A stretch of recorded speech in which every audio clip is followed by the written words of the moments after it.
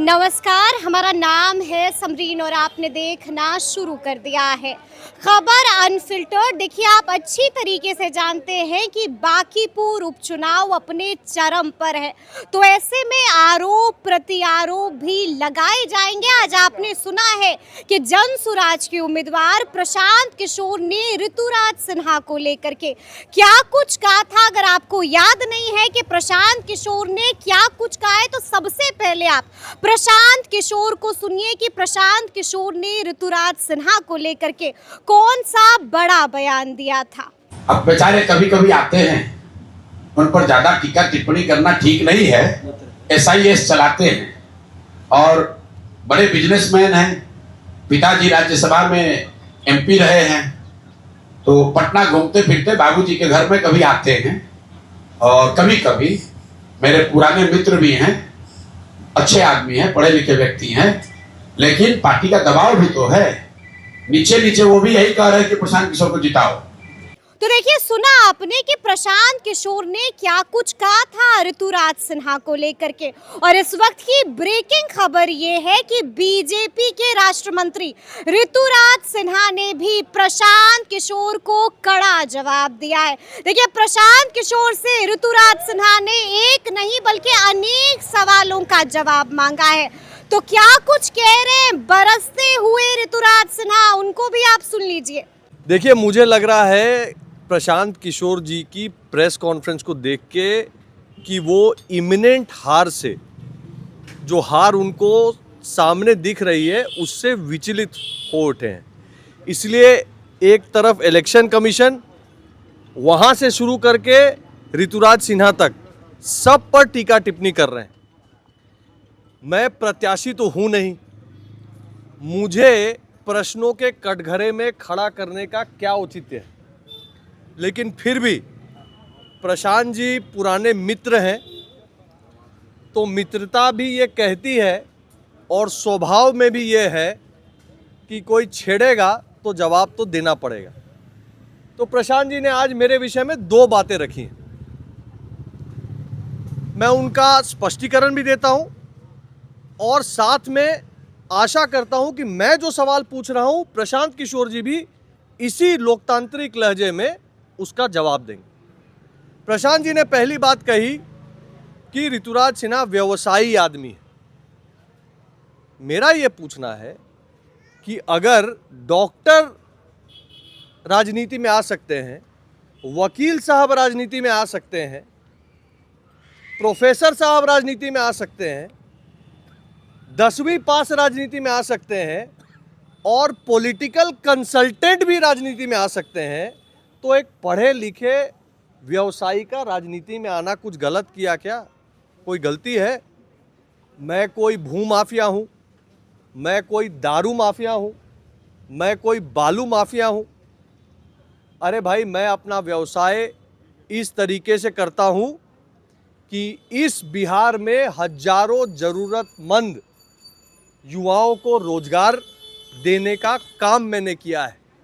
ये मेरी जीवन की कमाई, और सिर्फ रोजगार सृजन नहीं किया है, मैंने जो भी कमाया है उसका एक एक पैसे का टैक्स का हिसाब मैं बिहार में भरता हूं, क्योंकि उस इनकम टैक्स का अंश बिहार के विकास में लग सके। अब इससे जुड़ा मेरा सवाल है, प्रशांत जी, आपका भी संपन्न परिवार है, आपने स्वयं अपने नॉमिनेशन में 200 करोड़ रुपए की संपत्ति डिक्लेयर की है।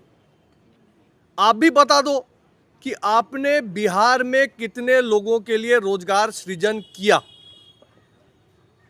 वो 1000 रुपया दिहाड़ी वाला रोजगार नहीं, कितने लोगों के लिए छोटा या बड़ा स्थायी रोजगार प्रशांत किशोर जी ने करने का काम किया। दूसरी बात, आपकी भी इनकम है। आप ये बताओ बिहार की जनता को और बांकीपुर की जनता को कि आप अपना इनकम टैक्स उत्तर प्रदेश और दिल्ली में क्यों जमा करते हो? बिहार में राजनीति करेंगे, बिहार में ज्ञान बांटेंगे और उत्तर प्रदेश और दिल्ली में इनकम टैक्स भरेंगे, ये कौन सा फंडा है? दूसरी बात, प्रशांत किशोर जी ने मुझसे कहा कि आप कितना दिन पटना रहते हैं। उसका ब्यौरा दे रहे थे। भाई मेरा पटना के अटेंडेंस का सर्टिफिकेट प्रशांत किशोर जी ना दें तो अच्छा है। मैं उनसे बस याद दिला दूं कि मैं 3 पीढ़ी से पटना ही रहने वाले लोगों में से हूं। गर्दनी बाग के स्टाफ क्वार्टर में मेरा परिवार रहता था जब बाबा नौकरी करते थे असेंबली में। फिर भाड़े के मकान में बोरिंग रोड में पंडुई कोठी एक जगह थी, वहाँ पे परिवार 20 साल रहा है। और अब मेरे मोहल्ले कुर्जी में मैं रहता हूँ लंबे समय से। 365 दिन मेरे घर का दरवाज़ा खुला रहता है। मंदिर दर्शन से लेके शादी ब्याह मरनी तक और अस्पताल के इलाज तक छोटी बड़ी पैरवी 365 दिन सेवा का कार्य मेरे घर से होता है। प्रशांत जी, आपने मुझसे पूछा, मैंने बताया। आप बताओ कि आप बांकेपुर से चुनाव लड़ रहे हो, आप बांकेपुर में अपना स्थायी आवास कब बना रहे हो? आप बांकेपुर के मतदाता करहगर से बांकेपुर में अपना वोट कब ला रहे हो? और आपके बांकेपुर में कार्यालय कब खुलेगा जिसमें कि जनता जाकर, आप जीतो चाहे हारो, जनता जाकर अपनी बात रख सकेगी और अपना काम करवा सकेगी? ये व्यवस्था प्रशांत जी आप कब खड़ी करोगे, इसकी जवाब दो। आरोप लगाना आसान है, सवाल पूछना उससे भी आसान है। पर प्रशांत भाई आदत डाल लो, यहाँ बहुत टेढ़े बिहारी और पटनैया मेरे जैसे हैं, सवाल का जवाब भी दे सकते हैं और ठोक के वापस सवाल भी पूछ सकते हैं। अब भी दोस्ती रहेगी प्रशांत किशोर से? आप अरे पक्की दोस्ती रहेगी, प्रशांत किशोर जी से पक्की दोस्ती है ना, काहे की दुश्मनी है? वो भी लोकतांत्रिक प्रक्रिया में है, मैं भी लोकतांत्रिक प्रक्रिया में हूँ। वो भी युवा है, हम लोग भी अभी तक तो युवा में खिंचा ही सकते हैं। बची बात पढ़े लिखे होने की, वो भी पढ़े लिखे हैं, हम भी पढ़े लिखे हैं। अरे लोकतंत्र, आप मुझसे सवाल पूछ रहे हो तो मेरा भी तो अधिकार है सवाल पूछने का, जवाब दीजिए। आप तो चुनाव लड़ रहे हो, आपका तो काम है अभी जनता के सवालों का जवाब देना। मैं भी पटना का वोटर हूं, मैं भी अपने बांकेपुर के भाइयों की तरफ से पूछ रहा हूं।